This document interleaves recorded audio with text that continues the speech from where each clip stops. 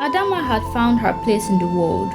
From a wild child raised in the forest, she became a symbol of beauty, strength, and restoration in the town of NIAYE. But the forest was not yet done with her. One soul remained behind, an old loyal heart beating in the tree.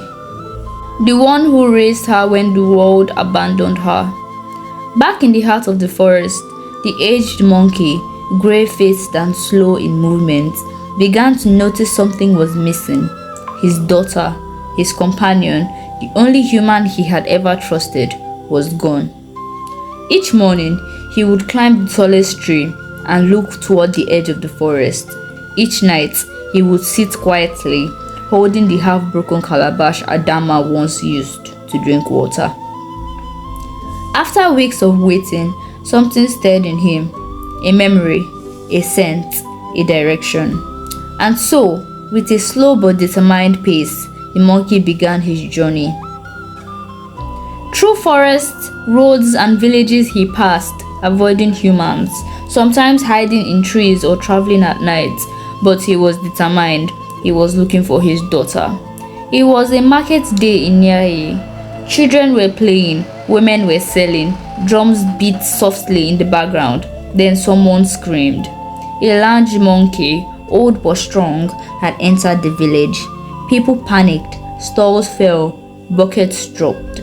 Some shouted, "Jinn!" Others, "Beasts!" A few brave men grabbed sticks, ready to defend, but the monkey wasn't attacking. He was confused, overwhelmed by the noise, the buildings, and the crowd. He was sniffing, looking, calling out with strange cries. He climbed onto a stall and began screaming, eyes darting around. Then, a woman standing far off dropped her basket and whispered, "Adama." Adama heard the noise from the youth center nearby. When she stepped out and saw the animal, her eyes widened, not in fear, but recognition. She ran through the crowd, shouting, "Move! Let me through!" The monkey turned at the sound of her voice. Their eyes met, and in a second, the old monkey leapt down and embraced her like a child. Everyone froze. Adama knelt, whispering sounds of the language of the forest. Soft clicks, rhythmic tones, gentle hums. The monkey calmed down. The villagers watched in awe. The beast had become a baby in the arms of the girl. "He raised me," she said. "This is my father from the forest." At first, the villagers didn't know how to respond. Some were afraid, some called for the animal to be taken away, others were touched by the deep bond they saw. But after witnessing how the monkey obeyed Adama, how he sat calmly beside her, played with her children when she allowed it, and even helped sweep leaves from the markets, he became a local legend. Children called him Papa Singe, Father Monkey. Still, the matter became serious enough that the Ministry of Environment and Wildlife Conservation got involved again. Officials arrived at NIAYE, prepared to sedate and relocate the monkey, but when they saw the animal gently feeding on mangoes beside school children and helping Adama plant trees, they changed their approach. Adama spoke to them with tears in her eyes. "He didn't just save me, he raised me. He taught me what it means to care, to be still, to love without words." After a full assessment, the government made a special arrangement. A sanctuary was built in the edge of the NIAYE forest, a place for rescued animals. Papa Singe became the first and honored resident. He was fed, cared for, and allowed weekly visits to the village. A small stone monument was erected there to the one who loved beyond nature. Years passed. Adama grew into a beautiful, wise woman, educated, graceful, and admired by many. One day, she met a man, Malik, a gentle school teacher from the city who admired her work and heart. They fell in love. When the wedding day came, the town celebrated for 3 days. The streets were swept clean, the market decorated with woven fabrics and baobab flowers. Dancers performed, drums echoed into the night. But the most unforgettable moment was when Papa Singe arrived, escorted gently on a special cart.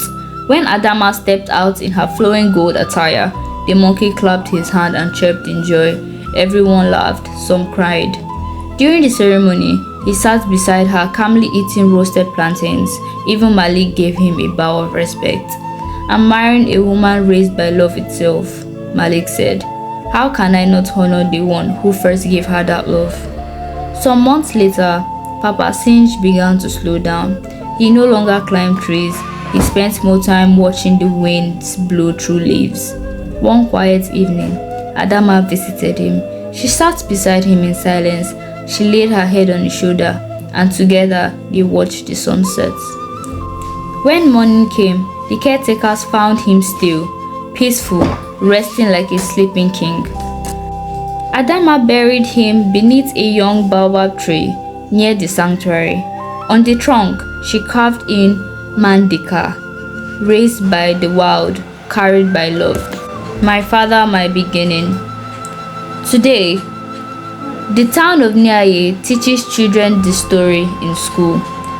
Visitors from around the world come to see the sanctuary, and in the market where Adama once swept alone, children now sweep with pride, learning from the one they now call Mama Adama.